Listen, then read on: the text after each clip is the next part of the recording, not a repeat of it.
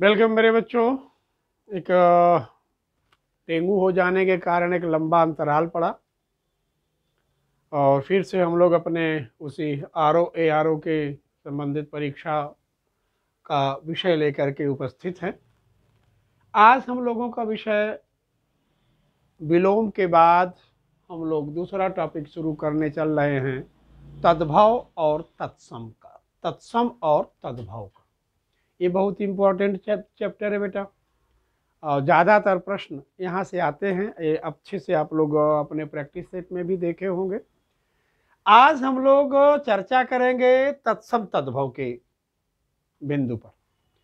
मेरे बच्चों, तद्भव तत्सम के बिंदु पर हम लोग चर्चा किस वे में करेंगे, क्या रूप होगा, तो इसके लिए मेरे बच्चों हमने ये 5 टॉपिक बनाया है। इन 5 स्टेप से हम तद्भव तत्सम की तैयारी करेंगे ताकि हमारे जो कंसेप्ट बेस्ड क्वेश्चंस हैं वे भी क्लियर हो जाएं और जो सब्जेक्ट बेस्ड क्वेश्चंस हैं वे भी क्लियर हो जाएं।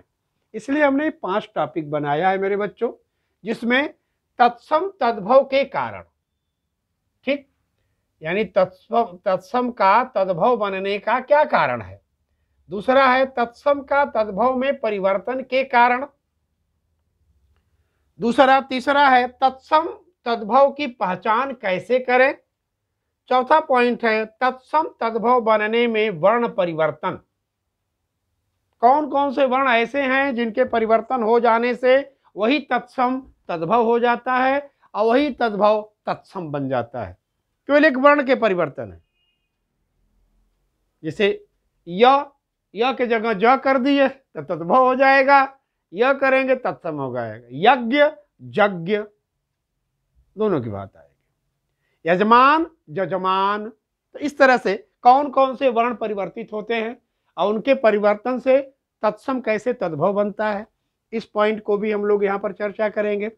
तदुपरांत सबसे अंतिम बिंदु हम लोगों का रहेगा अभ्यास का।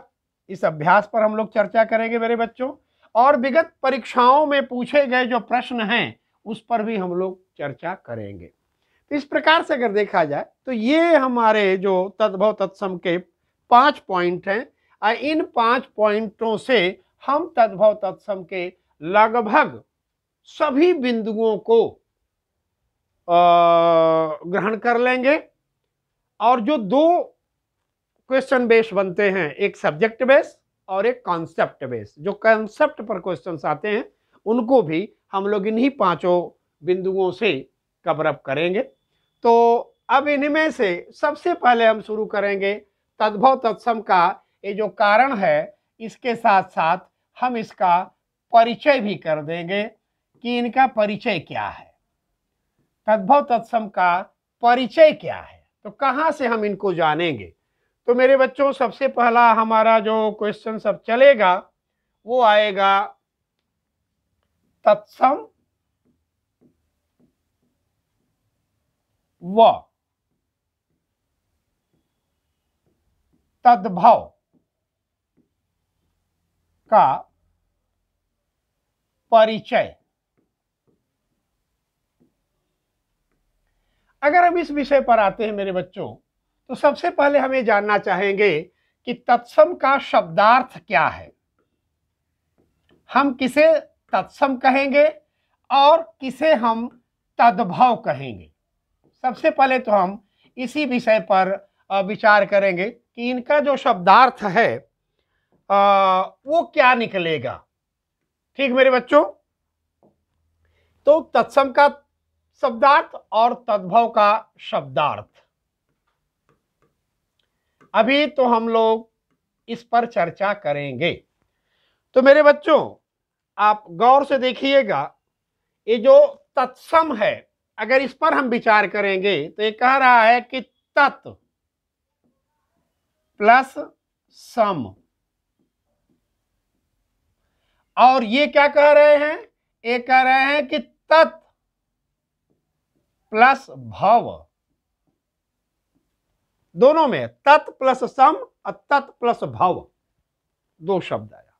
अब इस पर अगर विचार करें तो तत् का मीनिंग क्या हुआ। तत् का मीनिंग हुआ उसके, सम माने हुआ बराबर।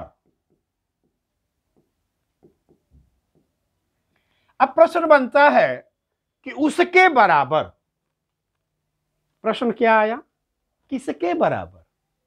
तो उत्तर मिलेगा इसका संस्कृत के बराबर, संस्कृत के बराबर। अब जब संस्कृत के बराबर की बात करते हैं, फिर प्रश्न बनेगा, यहां पर प्रश्न बना किसके बराबर, यहां संस्कृत के बराबर क्या, क्या चीज संस्कृत के बराबर?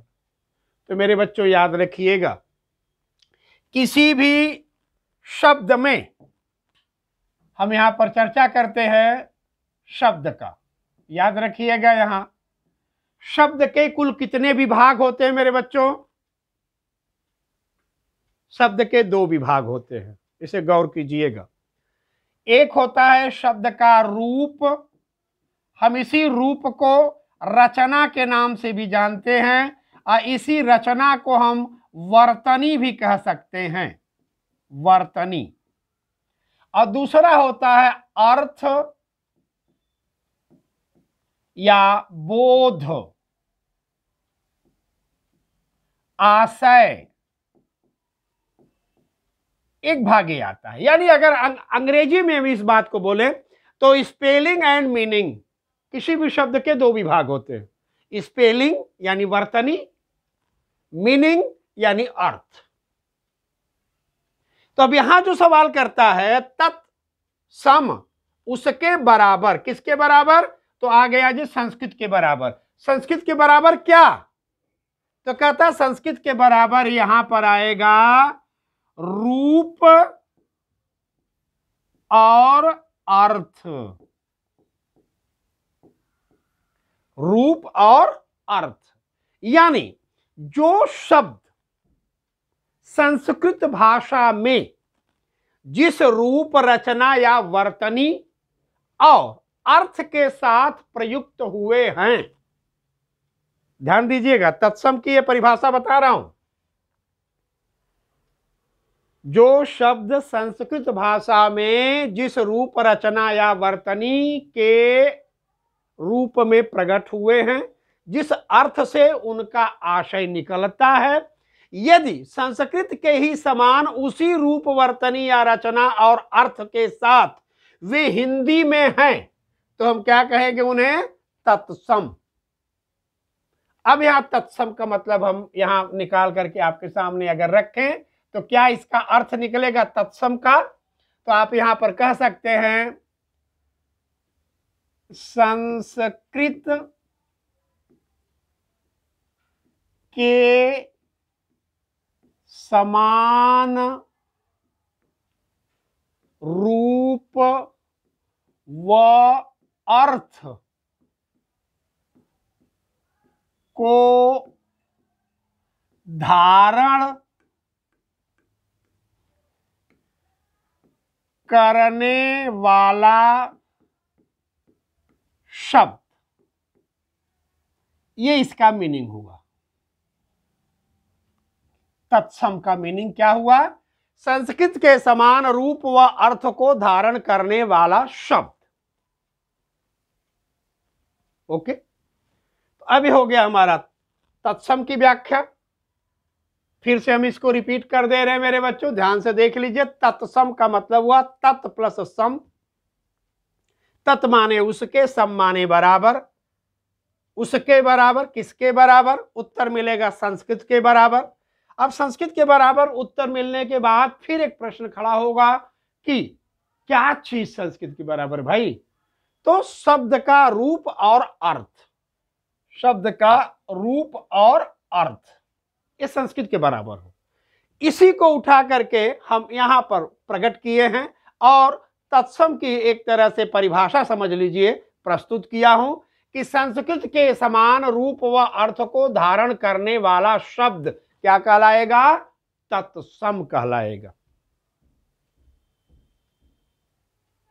ओके, क्लियर है यहां? अब हम आगे चलते हैं मेरे बच्चों। तद्भव, ये तद्भव क्या कहता है?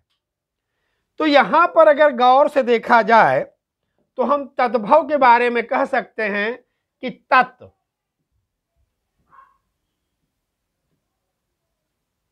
यानी उसके भव बाद जो हुआ। अब देखिए, अगर यहां पर तद्भव का अर्थ निकालेंगे तो तद्भव साफ कह रहा है कि उसके बाद जो हुआ। फिर सवाल आएगा किसके बाद? उत्तर मिलेगा तत्सम। तत्सम के बाद जो हुआ, तो तत्सम के बाद क्या हुआ? तत्सम के बाद क्या हुआ? तो तत्सम के बाद जो हुआ मेरे बच्चों, वो हुआ आपका रूप परिवर्तन। याद रखना, क्या हुआ? रूप परिवर्तन। तत्सम का मीनिंग आपके सामने आ गया। तद्भव का मीनिंग क्या करा? तत् माने उसके बाद जो हुआ, भव माने जो हुआ, भव माने होना, उसके बाद जो हुआ। सवाल आता है कि उसके बाद क्या हुआ? पहले तो सवाल है किसके बाद? कहे तत्सम के बाद। तो तत्सम के बाद क्या हुआ? तो उसमें रूप का परिवर्तन हुआ, अर्थ का परिवर्तन नहीं है, याद रखिएगा। तत्सम और तद्भव में रूप का परिवर्तन है, वर्तनी का परिवर्तन है, रचना का परिवर्तन है, अर्थ बोध या आशय का कोई परिवर्तन नहीं है। ठीक है? तो संस्कृत के वे शब्द जो हिंदी भाषा में ज्यों के त्यों अपना लिए गए तो यथावत है, यानी उनका रूप भी अपनी जगह संस्कृत वाला ही है और अर्थ भी संस्कृत वाला ही है। तो संस्कृत भाषा के वे शब्द जो अपने रूप और अर्थ के साथ हिंदी में हैं, वे तत्सम कहलाते हैं, उसके समान, संस्कृत के समान शब्द कहलाते हैं। और जब उसी तत्सम में जब रूप परिवर्तन हो जाता है, उसी तत्सम में जब रूप का परिवर्तन हो जाता है, तो वही रूप परिवर्तन क्या कहलाता है? तद्भव। तो हम यहां पर तद्भव के बारे में यहां पर कह सकते हैं कि तत्सम के रूप परिवर्तन। तद्भव किसे कहते हैं? कहे तत्सम के रूप परिवर्तन को तद्भव कहते हैं। अब इसके एग्जांपल्स हम आपके सामने रख रहे हैं मेरे बच्चों, एक बार देखना इसे। जैसे मान लो कि मैं यहां पर लिख रहा हूं, अब मैं आपको इसका एक एग्जाम्पल आपके सामने मैं प्रस्तुत कर रहा हूं, आप उसको ध्यान से देखिए। मैं यहां पर तत्सम पहले लिख रहा हूं, देखिएगा, यह है तत्सम, और यहां पर हम लिख रहे हैं तद्भव। अब ध्यान देना मेरे बच्चों, तत्सम में जैसे हमने यहां पर लिखा करपट, यहां लिखा हमने घृत, यहां लिख रहा हमने अग्नि, यहां लिखा बलिवर्ध,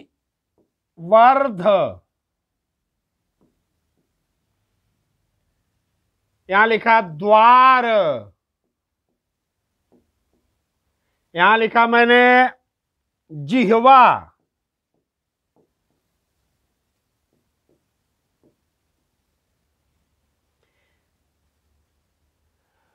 यहां लिखा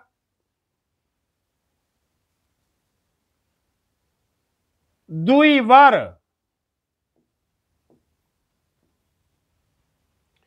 अब देखो मेरे बच्चों, ये जो आप शब्द संग्रह यहां देख रहे हैं, ये शब्द संग्रह का रूप और अर्थ दोनों संस्कृत से के समान है। रूप और अर्थ दोनों संस्कृत के समान है, यानी संस्कृत भाषा में ये शब्द इसी अर्थ और इसी रूप के साथ प्रयुक्त होते हैं। अब आते हैं तद्भव पर। तद्भव क्या कहता है कि तत्सम के बाद जो हुआ, तो तत्सम के बाद क्या हुआ, अभी हमने आपसे चर्चा किया, रूप का परिवर्तन हुआ, यानी वर्तनी परिवर्तन है। तो तत्सम का वर्तनी परिवर्तन तद्भव कहलाता है। तत्सम का वर्तनी परिवर्तन तद्भव कहलाता है। अब जैसे हमने यहां लिखा करपट,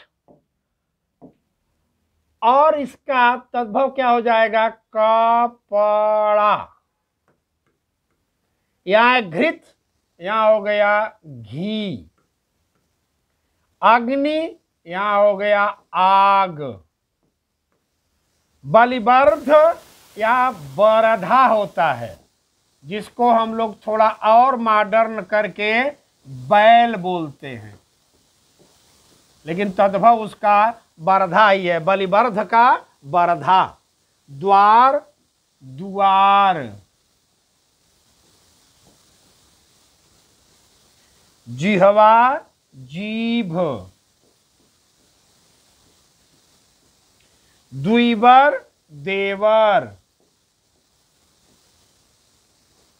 अब ध्यान से आप देखो मेरे बच्चों कि ये जो शब्द आया, तत्सम का तद्भव बना, तो तत्सम का अर्थ और तद्भव के अर्थ में अंतर है, या तत्सम और तद्भव के वर्तनी में अंतर है? अंतर है कहां पर? तो देखेंगे तो अंतर वर्तनी में है। ठीक, करपट है, यहां कपड़ा है, यहां घृत है, यहां घी है। वर्तनी का अंतर है, अर्थ दोनों का सेम है, इक्विवेलेंट है, उसके अर्थ में कोई भी परिवर्तन नहीं है।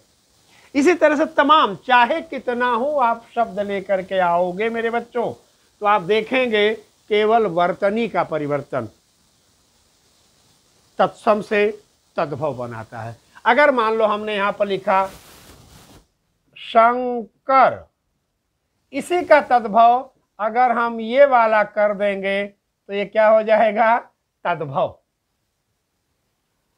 ये तत्सम है और ये तद्भव है। क्यों हो गया? क्योंकि यहां पर तालव्य स है, यहां पर दंती स आ गया। अगर हम यहां पर लिख रहे हैं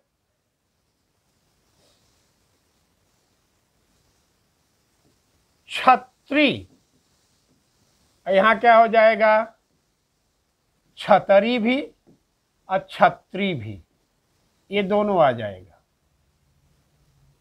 तो देखो छत्री, छतरी और छत्री, ये दोनों के रूप में परिवर्तन है मेरे बच्चों। हमने यहां लिखा यज्ञ,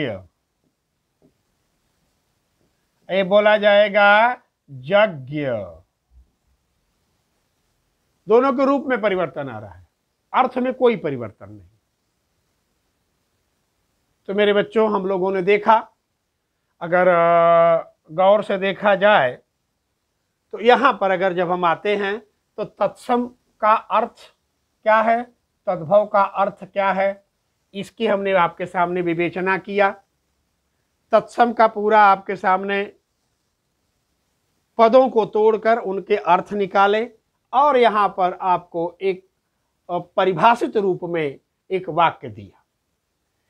तद्भव का भी आपके सामने हमने अन्वय करके, पद का, शब्द का अन्वय करके उनका अर्थ जो वाच्यार्थ है यानी शब्दार्थ, वो शब्दार्थ आपके सामने रखा, और उनके रीजन भी बताए कि भाई तत् उसके बाद, भव माने जो हुआ, तो उसके बाद क्या, उसके बाद किसके बाद, तो कहे तत्सम के बाद। फिर प्रश्न आता है तत्सम के बाद क्या हुआ, तो रूप का परिवर्तन हुआ। यही रूप का परिवर्तन तत्सम से तद्भव बनाता है। तो तत्सम के रूप परिवर्तन ही तद्भव के कारण होते हैं।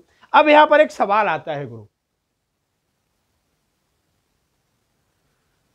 कि निम्न में, ध्यान दीजिएगा, निम्न में स्वयंभू शब्द है। निम्न में स्वयंभू शब्द है। नंबर 1 तत्सम, नंबर 2 तद्भव, नंबर 3 विलोम, नंबर 4 पर्याय। ये 4 कोट के शब्द हैं। इस 4 कोट के शब्द में स्वयंभू शब्द कौन सा है? मेरे 90% बच्चे ये सोचते हैं कि भाई तत्सम अपने से आया है और तद्भव उसके बाद बना है, तो इसका मतलब साफ है कि तत्सम जो है वो स्वयंभू होगा। नहीं मेरे बच्चों, तत्सम तो व्याकरणिक विधाओं द्वारा निर्मित शब्द है, वो स्वयंभू नहीं है। तमाम व्याकरण में जैसे संधि है, समास है, उपसर्ग है, प्रत्यय है, आदेश है, लोप है, तमाम जो विधाएं हैं शब्द निर्माण की कुल टोटल विधाओं के द्वारा तत्सम का संस्कृत में उत्पत्ति होती है। तो ये स्वयंभू नहीं है, यह व्याकरणिक है। सवाल आता है तद्भव। तद्भव ही स्वयंभू है क्योंकि इसके निर्माण में किसी भी प्रकार के शब्द निर्माण के किसी भी विधा का उपयोग नहीं होता। ये स्वयं निर्मित हो जाते हैं। इनका स्वरूप अपने आप भाषाई आधार पर बदल जाता है, व्याकरणिक आधार पर नहीं। क्योंकि इनका अस्तित्व, तत्सम का अस्तित्व व्याकरण से है और तद्भव का अस्तित्व भाषा से है। ये भी एक क्वेश्चन है, याद रखिएगा, यहां पर भी क्वेश्चन पूछे गए हैं कि तत्सम का जो अस्तित्व है वो व्याकरण से है और तद्भव का जो अस्तित्व है वो भाषा से है। इसीलिए हिंदी भाषा तद्भव प्रधान है और संस्कृत तत्सम प्रधान है। दोनों भाषाओं में अंतर है। संस्कृत क्या है? तत्सम प्रधान है और हिंदी क्या है? तद्भव प्रधान है। यानी संस्कृत के शब्दों के वर्तनी परिवर्तन के कारण जो भाषा तैयार हुई वह हिंदी है। हालांकि इससे पहले अपभ्रंश थी। अप माने बुरे ढंग से, भ्रंश माने गिरी हुई, यानी संस्कृत के व्याकरणिक स्वरूप से हट करके शब्दों का निर्माण अपभ्रंश कहलाया और उसी अपभ्रंश से हिंदी की पैदाइश है। उसी अपभ्रंश से हिंदी की पैदाइश है। एक बहुत ही गौर करने का सवाल आता है और इस प्रश्न पूछे भी गए कि हिंदी किस भाषा से निकली है। तो मेरे बच्चों लगभग हमारे बच्चे उत्तर देते हैं कि हिंदी संस्कृत से निकली है। अब सवाल अगर आता है कि हिंदी संस्कृत से निकली तो संस्कृत के बाद पाली है, फिर प्राकृत है, फिर अपभ्रंश है, तब हिंदी है ना। तो हमारा पूरा जो भाषा परंपरा है वो कहाँ इस बात को फॉलो कर रहा है? तो ध्यान देना, हिंदी में प्रयुक्त हो रहे वर्तमान के जो व्याकरण हैं वो संस्कृत के हैं। यानी हिंदी के दो पार्ट हो गए, भाषा और व्याकरण। तो व्याकरण का संबंध पूरा का पूरा संस्कृत से है, पर भाषा का संबंध अपभ्रंश से है। वही अपभ्रंश जो तत्सम से तद्भव बनाया है और उसी से हिंदी पैदा हुई है। इसीलिए आपकी परीक्षा में तत्सम तद्भव एक बहुत ही इंपॉर्टेंट चैप्टर के रूप में पूछा जाता है। क्योंकि हम तत्सम से जब तद्भव बनाते हैं तो तद्भव हिंदी प्रधान है। हिंदी भाषा का प्रधान शब्दकोश है तद्भव और ये तद्भव का शब्द ज्ञान आपके भाषा की सबसे बड़ी संबल है। इसीलिए परीक्षा में सबसे ज़्यादा ये पूछे जाते हैं। ठीक मेरे बच्चों, तो अब यहाँ पर ये आएगा। अब आगे चलते हैं। आगे अब हम चर्चा करेंगे मेरे बच्चों कि तत्सम से तद्भव कैसे बन जाता है यार, उसके रीजंस क्या है। ठीक है, तो देखो मेरे बच्चों, अगर हम यहां पर बात करें कि तत्सम से तद्भव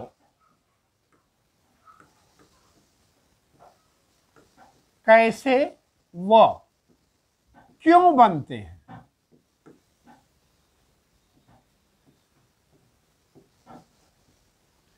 अब सवाल हम यहां पर आपके सामने रख रहे हैं कि तत्सम से तद्भव कैसे व क्यों बनते हैं। अगर इस पर गौर करोगे तो यहां पर दो मत आपके सामने आएंगे। पहला कि मेरे बच्चों याद रखना कि भाषा जो होती है ये कठिनता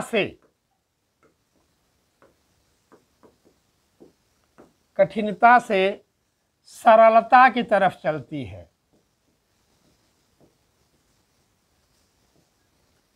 सरलता की ओर प्रवाहित होती है। भाषा सदैव कठिनता से सरलता की तरफ चलती है, जबकि व्याकरण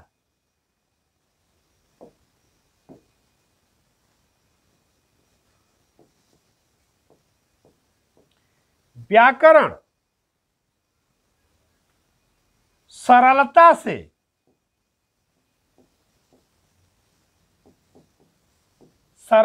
से कठिनता की तरफ बढ़ता है।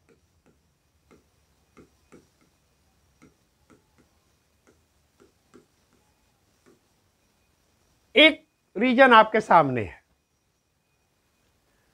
तत्सम से तद्भव बनने का जो सबसे बड़ा रीजन है वो है ये कि भाषा कठिनता से सरलता की तरफ प्रवाहित होती है, जबकि व्याकरण सरलता से कठिनता की ओर प्रवाहित होता है। एक रीजन।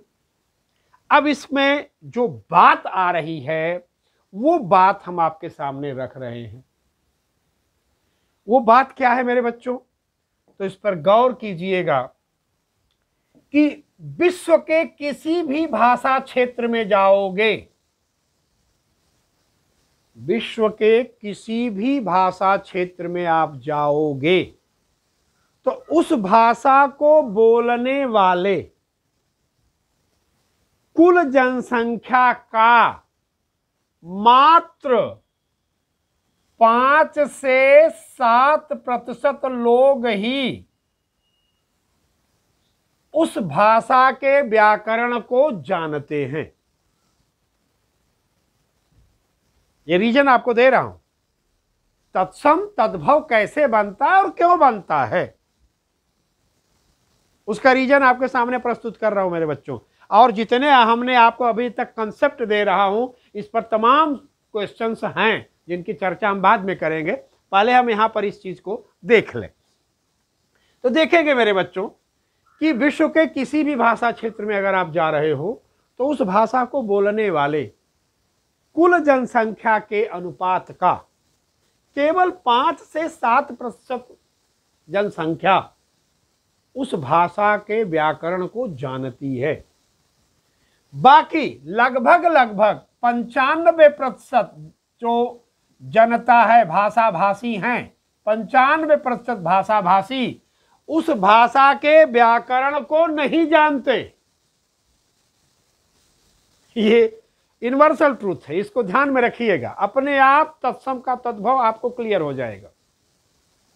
विश्व के किसी भी भाषा क्षेत्र में जाओगे तो उस भाषा को बोलने वाले कुल जनसंख्या का केवल 5 से 7% लोग ही उस भाषा के व्याकरण को जानेंगे, बाकी 95% लोग उस भाषा के व्याकरण को नहीं जानते। एक पॉइंट। दूसरा पॉइंट, जो व्यक्ति भाषा के व्याकरण को नहीं जान रहा है वो भाषा में रचित शब्दों के एग्जैक्ट प्रोनाउंसिएशन के लिए बाध्य नहीं है।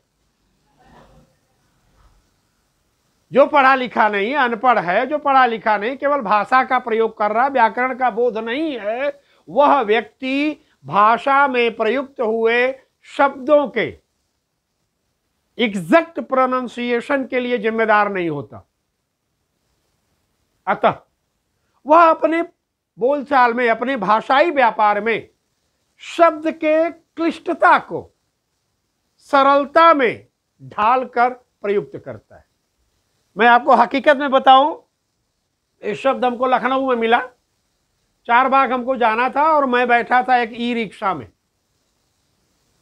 और उससे मैंने रिक्वेस्ट किया कि मेरे भाई थोड़ा सा स्पीड बढ़ा लो यार, ट्रेन है हमारी, बनारस निकलना है, छूट जाएगी। तो उसने जवाब दिया, अरे बाबूजी बैटरी बैठ गई है।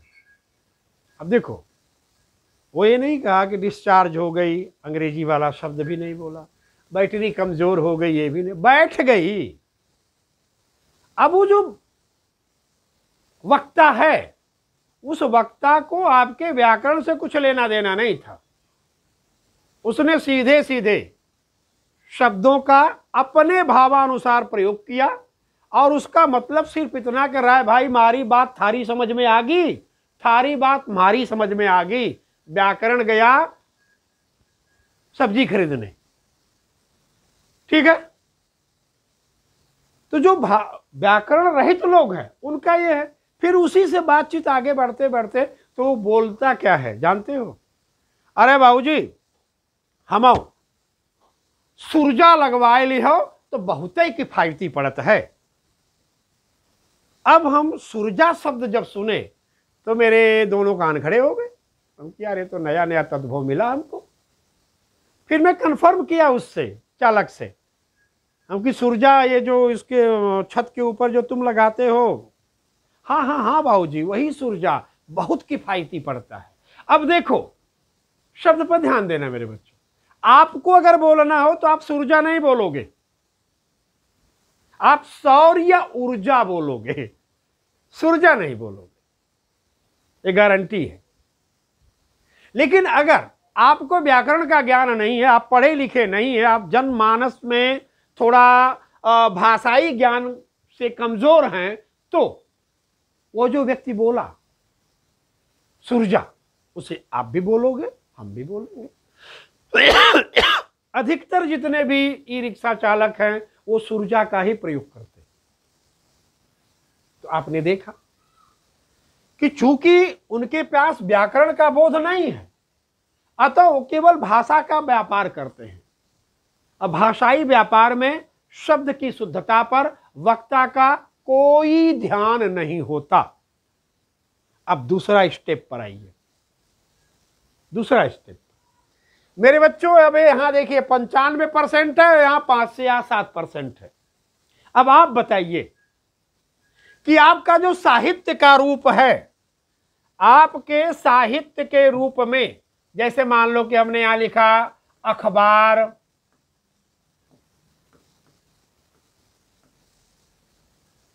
पत्रिका, सिनेमा, नाटक, उपन्यास, कहानी, लोकगीत,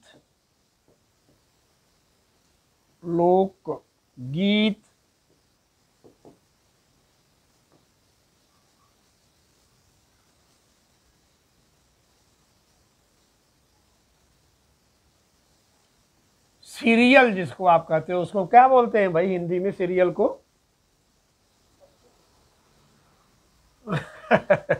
चलिए, अखबार, पत्रिका, सिनेमा, नाटक, उपन्यास, कहानी, लोकगीत, नुक्कड़ नाटक,